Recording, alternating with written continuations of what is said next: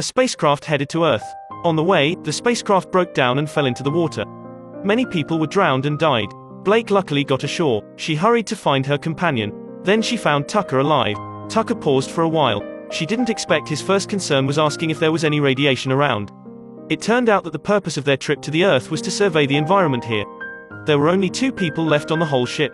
The burden of the survey also fell on them. The 2 worked together, reporting the situation to the superior before the rising tide. Tucker was seriously injured, so Blake proposed to do the first round of investigation. The ocean was boundless. Blake stayed in a place where the water flowed, taking out the detector and realizing that nothing could be detected. Blake went on and found a living creature. There was life on Earth. At Tucker's command, Blake tested her blood. The results showed that she still couldn't conceive. Blake was disappointed. The next creature was the jellyfish. Blake was accidentally stung. Seeing the storm coming, Tucker urged Blake to return to the base. The fog at sea was too heavy. Tucker sent a signal bomb to show Blake the way. This flare attracted Blake's attention. It also attracted refugees who survived on Earth. They subdued Tucker and Blake by force and imprisoned them. Tucker was wounded. In order to find medicine, Blake climbed out of the water. She found on the other side, there were not only adults but also children. Having children proved that human life continued. The great discovery surprised her. Immediately, a wounded man lied on the ground struggling in pain. Blake wanted to heal the wound. She needed medical equipment, but the people around her didn't seem to understand. Then Narvik appeared. Narvik not only could understand her but also take her to the spacecraft to get equipment. Blake wanted to get the communicator back. After being found by Narvik, she was pressed directly on the ground. Narvik's constant surveillance only let Blake treat these injured survivors. The operation was as fierce as a tiger. The scar on the man's face had healed, but everything on the ship was destroyed. Fortunately, Blake found that there were biological agents that she could use. She excitedly told Tucker the news. Tucker was seriously injured and was dying. To not drag Blake down, he had taken poison. For the benefit of the majority, Tucker chose to sacrifice his life. He was like the dead man of Caper Pro, brainwashed by such beliefs. Blake was also brainwashed. The Earth had changed dramatically many years ago. Many people here died in the disaster. A group of elites took a spaceship to go to an asteroid called Kepler to make a living. Life was good, but over time, Kepler was in the same situation as the Earth. The environment had become very bad. People had lost their fertility. 15 years ago, Blake's father found out through the sensor that there seemed to be signs of life on Earth. He came to the Earth survey for the benefit of the survivors, looking for vitality for everyone. His whereabouts were still unknown. Blake's purpose was also to find her father. Tucker's death plunged Blake into sadness. The sudden surge of water pulled her back to reality. As the water level rose, Blake also came to the top of the well. She was taken away by the survivors and tied up. At night, everyone lit a fire and sat around. Blake saw a happy family reunion. She couldn't help feeling lost. The next day, Blake was put into the water prison again. When the children saw her in distress, they threw the water at her one after another. The other little girl stared at her. Blake tried to communicate with her, wanting her to get the biological device back. But her words didn't seem to make any sense. The little girl didn't understand what she was asking, dropping a bottle for her. Blake began to say while gesticulating. Did the little girl understand this time? Suddenly, several people were thrown into the water prison. One of them was a baby. What the hell happened up there? Blake climbed to the water prison, watching through small holes. Another group was attacking here. They were burning, killing, looting. Fortunately, she was safe by hiding in the water prison. When it was quiet outside, Narvik put down the ladder and rescued Blake and others.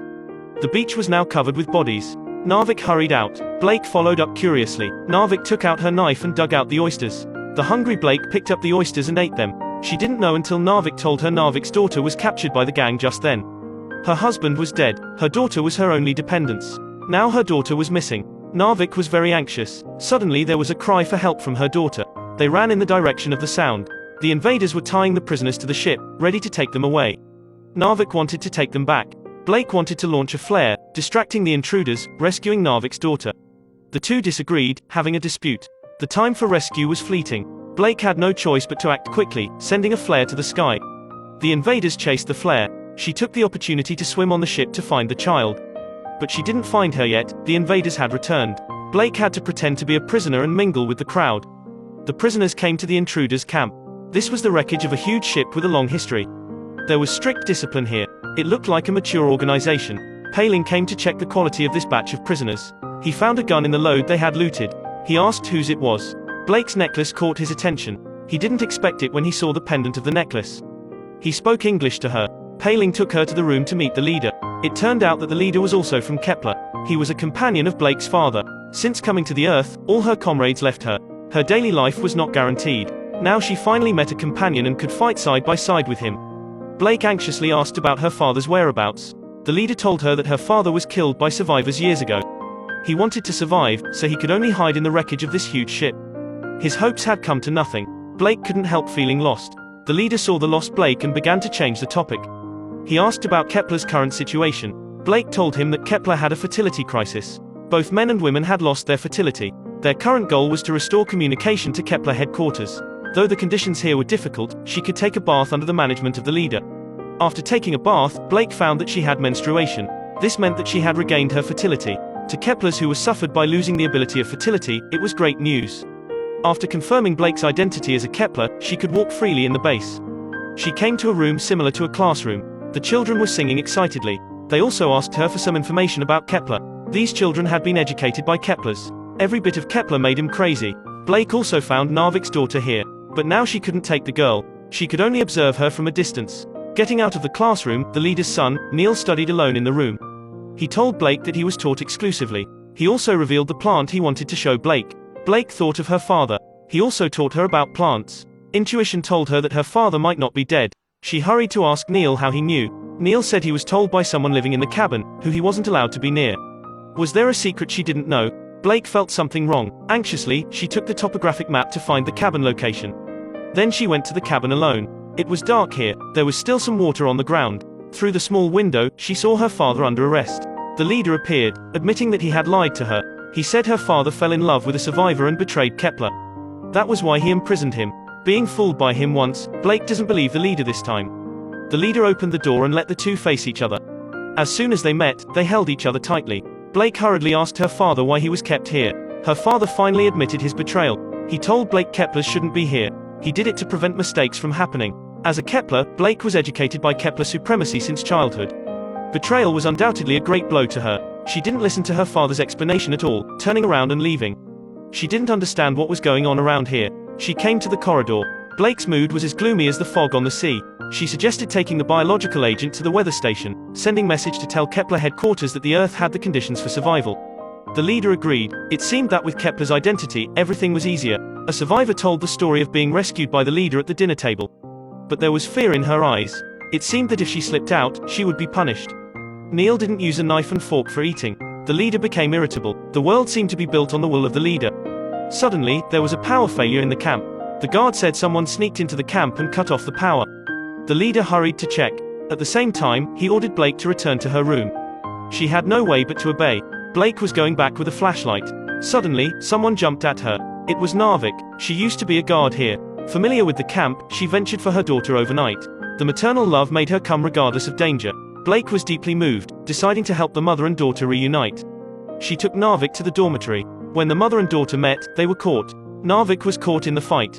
Blake didn't understand their behavior very much. She questioned the leader. It turned out that the leader took so many girls and kept them in captivity so that when the Keplers came, there were tools to reproduce. The leader was failed to realize that this was a criminal act.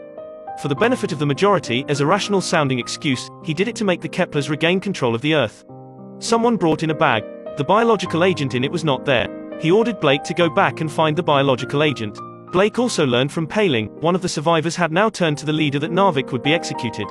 Now Blake had seen the true color of the leader. She finally understood the meaning of her father's words. If Keplers returned to Earth, they would bring disaster to the survivors. The survivors would become victims of their acts. For justice, she must not associate with the leader. Blake went back to her room. Narvik's daughter hid in her room. Paling pretended to look for her, then sexually harassed Blake. After all, it was a man who had suppressed his desire for a long time. Then the little girl made a noise. Paling turned around. Seeing the little girl was about to be exposed, Blake immediately came forward to seduce Paling. Thinking that Blake was attracted by his charm, Paling was complacent. He didn't expect that Blake strangled him. After a while, he was dead. Blake took his gun, leading the girl to look for Narvik. They came to the cell and released all the prisoners. Then Blake came to the cabin to save her father. Her father didn't go with her immediately but asked Blake to look out of the window. The leader, who never left the camp, had headed for the weather station. The biological agent was hidden in Neil's doll. Neil was not the leader's adopted son. He was Blake's brother. Besides, there was evidence of biological agents and reproduction. The leader was ready to summon the Keplers. Blake must stop all this. The leader was clearly on the wrong path. Blake's father was put under house arrest to prevent mistakes. Now she came to the leader with a gun in order to prevent mistakes. Blake picked up a gun and shot one by one, blowing everyone who came to stop her.